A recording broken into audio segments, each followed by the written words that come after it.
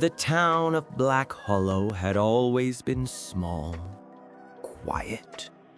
The kind of place where every face was familiar and every street led to somewhere known. But now, it was beginning to fade. It started subtly. A name forgotten here, a missing date there. Store owners unable to recall when they'd opened. A teacher who paused mid-lesson, unable to remember the name of her student. At first, everyone laughed it off. Stress, age, exhaustion. But soon, it became something else entirely. Entire days went missing.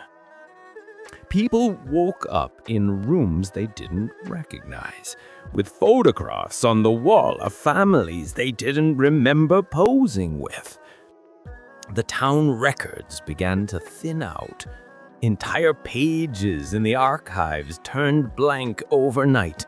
Birth certificates, property deeds, obituaries, gone, replaced with white sheets of nothing.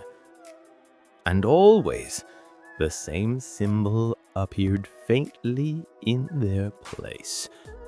A circle intersected by 3 crooked lines. The same mark that burned on Detective Cole's wrist. Cole sat alone in his car at the edge of town, watching as a dense fog rolled in from the woods. The radio beside him played static, interrupted only by faint whispers. He hadn't spoken to anyone in days. The mark on his wrist had begun to darken, not just color now, but depth, like something beneath his skin was moving. Every few hours, the music box in the passenger seat would open by itself, and the faint lullaby would fill the car, threading itself through the static. He had tried throwing it away, burning it, groaning it. It always came back.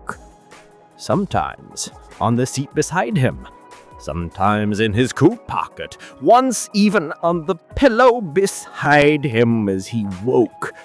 It was no longer an object. It was an anchor. He knew what it wanted. To be remembered. But the more he remembered, the more the world seemed to forget itself.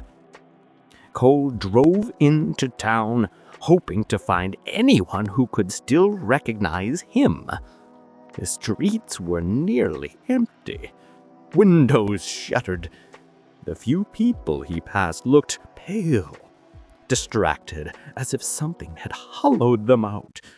He stopped at a diner where he used to grab coffee. The waitress behind the counter stared blankly as he entered. Her name tag was gone. Her apron was clean, too clean, as though it had never been used.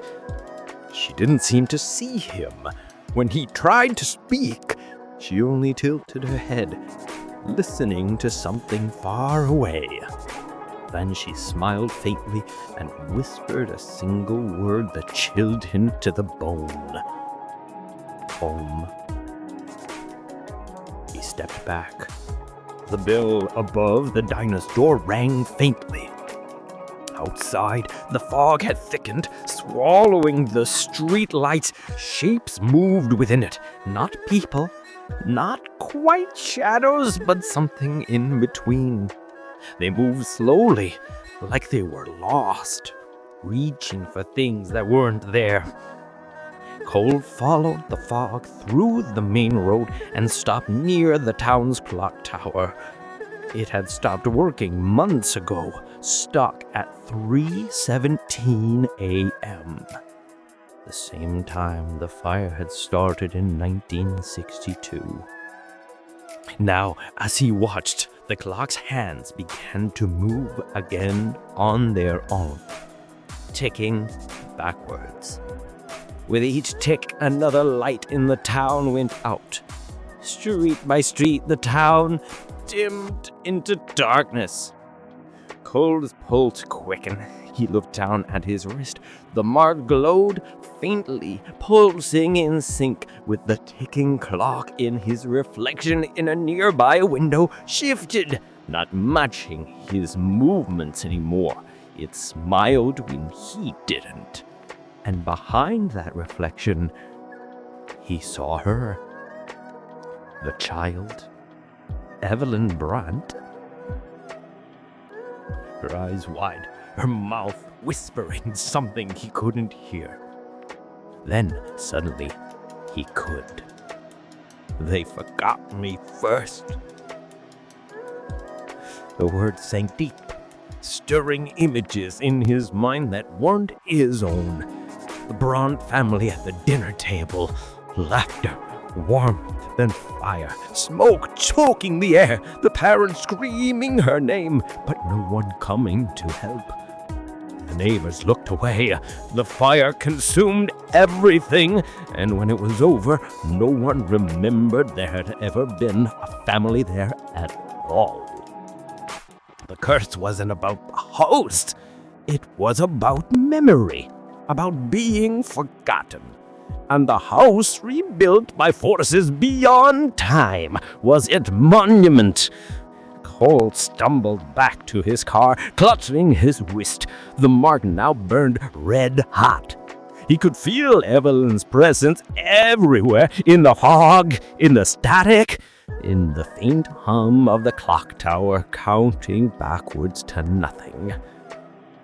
He drove toward the edge of town, hoping to escape the fire, but the road twisted back on itself. Every turn led him back to the same street, the same house, the forgotten house. It stood in the distance, its roof black against the pale sky, windows flickering with faint orange light. He slammed the brakes, breathing hard. The music box on the seat beside him clicked open again, playing the lullaby, slower now, distorted. As he stared, the fog around the house began to shimmer. The wood seemed to rebuild itself, straightening, colors brightening, until it no longer looked abandoned. It was whole again, alive, breathing. And in the front yard, figures began to appear. A man and a woman, hand in hand. A little girl standing between them. Their faces were calm, familiar, human, but their eyes were dark and empty. They watched him without moving. Cole stepped out of his car, drawn forward by something deeper than fear. The air around him vibrated with a sound of distant whispers, hundreds of them, like fragments of lost memories calling his name. He reached the boards, the door opened on its own. Inside, the house was new again. The air smelled of dust and flowers. A family photograph sat neatly on the table, the Brandts smiling. But this time, a fourth person stood beside them. Cole. He dropped the frame, glass shattering across the floor. His head spun, his heartbeat matching the slow, heavy ticking of the music box that echoed from upstairs. He followed the sound to the child's room, perfectly preserved. The bed was made, toys arranged, the same lullaby playing from somewhere unseen. And on the wall, written in faint charcoal, were words he couldn't ignore. To remember me is to stay. He fell to his knees, clutching his head. The memories in his mind were changing.